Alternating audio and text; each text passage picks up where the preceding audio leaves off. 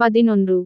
ஆசிய ஆப்பிரிக்க நாடுகளில் காலனியாதிக்கம். சரியான விடையை தேர்வு செய்யவும். கேள்வி 1. பிரான்சிஸ் லைட் பினாங்கு தீவு பற்றி ஆங்கிலேய கிழக்கிந்திய கம்பெனியின் கவனத்திற்கு கொண்டு வந்தார். விடை இ. பினாங்கு தீவு. கேள்வி 2. 1896 இல் 4 நாடுகள் ஒருங்கிணைக்கப்பட்டு மலாய் ஐக்கிய நாடுகள் உருவாக்கப்பட்டது. விடை அ. 4. கேள்வி 3. இந்தோ சீனாவில் கொச்சின் சீனா மட்டுமே பிரான்சின் நேரடி கட்டுப்பாட்டில் இருந்த பகுதியாகும். விடை இ. கொச்சின் சீனா. கேள்வி 4. டிரான்ஸ்வால் பகுதியில் தங்கம் கண்டுபிடிக்கப்பட்டதானது பெருமளவிலான ஆங்கிலேய சுரங்கத் தொழில் செய்வோர் ஜோகன்னஸ்பர்க்கிலும் அதன் சுற்றுப்புறங்களிலும் குடியேற வழி வகுத்தது. விடை அ. டிரான்ஸ்வால். கேள்வி 5. இந்தியாவுடன் வணிக உறவை நிறுவிக் கொண்ட முதல் ஐரோப்பிய நாட்டினர். விடை அ. போர்த்துகீசியர். கேள்வி 6. எத்தியோப்பியா இத்தாலியை அட்டோவா போரில் தோற்கடித்தது. விடை அ. அட்டோவா. கேள்வி 7. ஒப்பந்த கூலி முறையானது ஒரு வகை. விடை இ. கடனுக்கான அழமை ஒப்பந்தம். 2. கோடிட்ட இடங்களை நிரப்பவும். கேள்வி 1. பெர்லின் குடியேற்ற மாநாடு ஆப்பிரிக்காவை ஐரோப்பிய நாடுகளின் செல்வாக்கு மண்டலங்களாக பிரித்துக் கொள்வது என தீர்மானித்தது. விடை பெர்லின் குடியேற்ற. கேள்வி 2. வங்காளம் பீகார் ஒரிசா ஆகிய பகுதிகளின் ஜமீன்தார்களோடு மேற்கொள்ளப்பட்ட தீர்வு நிரந்தர நிலவரித்திட்டம் என்றழைக்கப்படுகிறது. விடை நிரந்தர நிலவரித்திட்டம். கேள்வி 3. ஆங்கிலேயரின் முக்கிய வருவாயாக திகழ்ந்தது நிலவரி ஆகும். விடை நிலவரி. கேள்வி 4. தமிழ் மொழி பேசப்பட்ட பகுதிகளில் நாட்டுக்கோட்டை செட்டியார் வட்டிக்கு கடன் கொடுக்கும் தொழிலில் இருந்தனர். விடை நாட்டுக்கோட்டை செட்டியார். 3. சரியான கூற்றை கண்டுபிடிக்கவும். கேள்வி 1. 19ஆம் நூற்றாண்டின் கடைசிக் காலாண்டு பகுதி வரை சகாராவுக்கு தெற்கே இருந்த ஆப்பிரிக்கா வெளியுலகுக்கு தெரியாமல் இருந்தது. 2. 1864ஆம் ஆண்டில் கோல்டு கோஸ்டில் அமைந்துள்ள கடற்கரை பகுதி நாடுகள் இங்கிலாந்தின் காலனிகளாயின. 3. 500 ஆண்டு காலத்திற்கும் மேலாக ஸ்பெயின் பிலிப்பைன்ஸை ஆட்சி செய்தது. 4. ஒடிசா பஞ்சம் 1878 முதல் 76 வரை இல் நடைபெற்றது. விடை அ. 1 சரி. கேள்வி 2. 1640 இல் பிரெஞ்சுக்காரர்கள் ஜாவாவையும் சுமத்ராவையும் கைப்பற்றினர். 2. மலாக்காவை கைப்பற்றியதின் மூலம் ஆங்கில குடியேற்றங்களை கைப்பற்றும் பணியை டச்சுக்காரர் தொடங்கினர். 3. காங்கோ ஆற்றின் வடிநில தீரத்தோடு தொடர்புடைய அனைத்து பிரச்சனைகளையும் பேசித் தீர்ப்பதற்காகவே பெர்லின் மாநாடு கூடியது. 4. சுல்தான் ஜாஞ்சிபாரின் பகுதிகள் பிரான்சு மற்றும் ஜெர்மனியின் செல்வாக்கு மண்டலங்களாக பிரிக்கப்பட்டன. விடை இ. 3 சரி. கேள்வி 3. கூற்று சென்னை மாகாணத்தில் 1876 முதல் 1878 வரை ஆண்டுகளில் நிலவிய பஞ்சத்திற்கு முன்னர் பெரும் வறட்சி நிலவியது.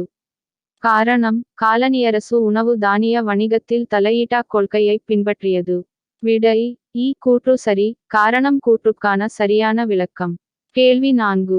கூற்று பெர்லின் மாநாடு 2ஆம் லியோபோல்ட்டை சுதந்திர காங்கோ நாட்டில் ஆட்சி செய்ய அனுமதி வழங்கியது.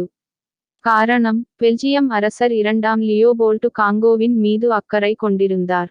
விடை அ. கூற்றும் காரணமும் சரி. காரணம் கூற்றுக்கான சரியான விளக்கமாகும். 4. பொருத்துக.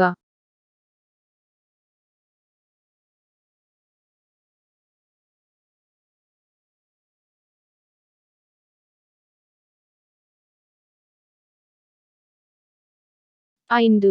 சுருக்கமாக விடையளிக்கவும். கேள்வி 1. காலனியாதிக்கம் ஏகாதிபத்தியம் இரண்டையும் வேறுபடுத்திக் காட்டவும். விடை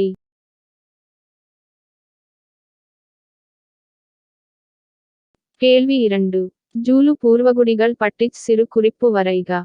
விடை ஜூலு பூர்வக்குடிகள் தங்களின் போர் திறனுக்காக பெயர் பெற்றவர்கள். தென்கிழக்கு ஆப்பிரிக்காவில் ஜூலு மக்களுக்கென ஒரு பெரிய நாட்டை உருவாக்குவதில் சாக்கா ஜூலு முக்கிய பங்காற்றினார். ஜூலு பகுதிகளை கைப்பற்றிய ஆங்கில படைகள் அப்பகுதிகளை 13 தலைமையுரிமை பகுதிகளாக பிரித்தனர். ஜூலுக்கள் தங்கள் சுதந்திரத்தை மீண்டும் பெறவேயில்லை.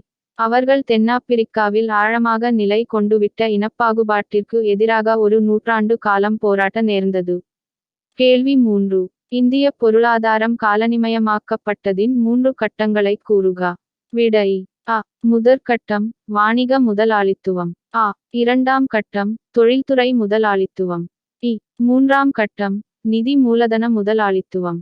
கேள்வி 4. Colonel Pennycuick. விடை. Colonel Pennycuick. பென்னிக்விக் ஓர் இராணுவப் பொறியாளர், குடிமைப்பணியாளர், சென்னை மாகாண சட்டமன்ற மேலவை உறுப்பினர் ஆவார்.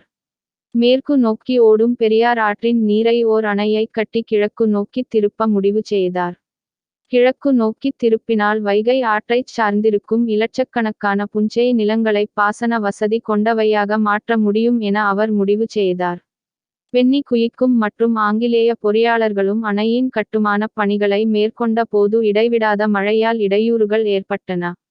ஆங்கிலேய அரசிடமிருந்து போதுமான நிதியை பெற முடியாத நிலையில் பென்னிக்விக் இங்கிலாந்து சென்று தனது குடும்பச் சொத்துக்களை விற்று அப்பணத்தைக் கொண்டு 1895 இல் அணையை கட்டி முடித்தார். கேள்வி 5. தாயகக் கட்டணங்கள் ஹோம் சார்ஜஸ் பற்றி விளக்கவும். விடை. தாயகக் கட்டணங்கள் என்னும் பெயரால் பெருமளவு பணத்தை இங்கிலாந்திற்கு அனுப்பியது. தாயகக் கட்டணங்கள் கம்பெனி பங்குதாரர்களுக்கு சேரவேண்டிய லாபத்தில் பங்கு, வாங்கிய கடனின் மீதான வட்டி, ஊதியத்திலிருந்து பெறப்பட்ட சேமிப்பு, அதிகாரிகளுக்கான ஓய்வூதியம், லண்டனின் இந்திய அலுவலகத்திற்கான செலவுகள், போக்குவரத்து செலவு. காலப்போக்கில் தாயகக் கட்டணங்கள் ஆண்டொன்றுக்கு 16 மில்லியன் பவுண்டுகளாக உயர்ந்தது. இது தவிர தனி நபர்கள் அனுப்பிய பணம் 10 மில்லியன் பவுண்டுகள்.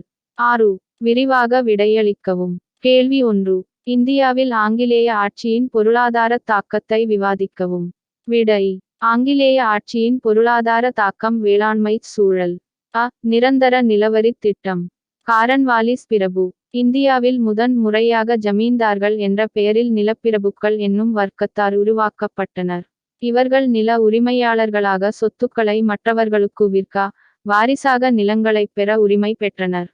விவசாயிகள் வெறும் குத்தகைதாரர்களாக மாற்றப்பட்டனர். வங்காளம், பீகார், ஒடிசா பகுதிகளில் மேற்கொள்ளப்பட்ட இந்த தீர்வு நிரந்தர நிலவரித் திட்டம் என அழைக்கப்பட்டது.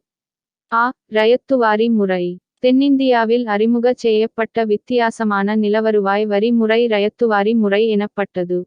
தனி நபருக்குச் சொந்தமான நிலங்கள் பதிவு செய்யப்பட்டன. நிலங்களை விற்கவும், அடகு வைக்கவும், குத்தகைக்கு விடவும், நிலத்தின் மீதான உரிமையை வேறொருவருக்கு வழங்கவும் விவசாயி உரிமை பெற்றிருந்தார். நிலவரி செலுத்தத் தவறினால் நிலத்திலிருந்து வெளியேற்றப்படுவதோடு, அவருக்குச் சொந்தமான கால்நடைகளையும் பிற உடைமைகளையும் அரசு பறிமுதல் செய்து கொள்ளலாம். நிலவரி வருவாயும் விவசாயிகள் வறுமைக்கு ஆளாக்கப்படுதலும். நிலவரி. ஆங்கிலேயரின் வருவாய்க்கு முக்கிய ஆதாரமாக திகழ்ந்த நிலவரி பலவந்தமான முறைகளில் வசூல் செய்யப்பட்டது. வட்டிக்கடைக்காரர்கள். அரசாங்கம் கடன் வசதிகள் செய்து தராததால் விவசாயிகள் வட்டிக்கடைக்காரர்களையே சார்ந்திருந்தனர். வறட்சி, வெள்ளம், பஞ்சம் போன்ற காலங்களில் வட்டிக்கு கடன் வழங்குவோரின் தயவையே நம்பியிருந்தனர்.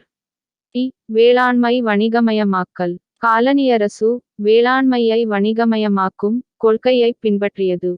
வணிகப் பயிர்களான பருத்தி, சணல், வேர்க்கடலை, எண்ணெய் வித்துக்கள், கரும்பு, புகையிலை ஆகியன சந்தை நிலவரங்களுக்கு ஏற்ப லாபகரமான விலையை பெற்றிருந்தன. விவசாயி சந்தையின் விலை நிலவரங்களை சார்ந்திருக்க வேண்டிய நிலை உருவாகியது. நீர்ப்பாசனம். ஆங்கிலேயர்கள் 19ஆம் நூற்றாண்டின் முதல் பாதி காலப்பகுதியில் நீர்ப்பாசனத்தை புறக்கணித்தனர்.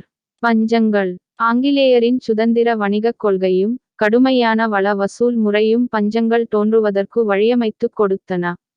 ஒடிசா பஞ்சம் 1866 முதல் 67 வரை, மிகப்பெரும் பஞ்சம் 1876 முதல் 78 வரை. கேள்வி 2. ஆப்பிரிக்காவில் காலனி ஆதிக்கம் ஏற்பட்டதை விவரி. விடை. ஆப்பிரிக்கா காலனியாதல். ஐரோப்பிய சக்திகள் ஆப்பிரிக்காவின் மீது படையெடுத்து கைப்பற்றிய காலனிகளை ஏற்படுத்திய ஏகாதிபத்திய சகாப்தமானது 1881 முதல் 1914 வரை ஆப்பிரிக்காவை பங்கிடுதல் அல்லது ஆப்பிரிக்க போட்டி என அழைக்கப்படுகிறது. 1875க்கு முன்னர் சகாராவிற்கு தெற்கேயிருந்த ஆப்பிரிக்க பகுதிகள் பெரும்பாலும் வெளியுலகத்தினரால் அறியப்படாமலே இருந்தனர். தென் ஆப்பிரிக்கா. ஆங்கிலேயர் பகுதிகள் நேட்டால், கேப் காலனி, டச்சுக்காரர் உள்நாட்டில் போயர் பகுதிகள், டிரான்ஸ்வால், சுதந்திர ஆரஞ்சு நாடு.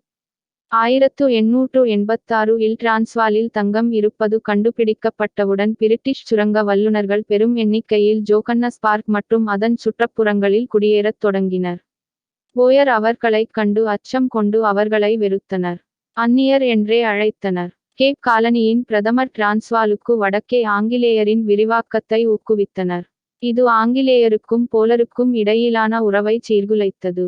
இதனால் போயர் போர்கள் நடைபெற்றன. 26,000 போயர் மக்கள் உணவு, படுக்கை, மருத்துவ வசதி, சுகாதார வசதி பற்றாக்குறை காரணமாக மரணமடைந்தனர்.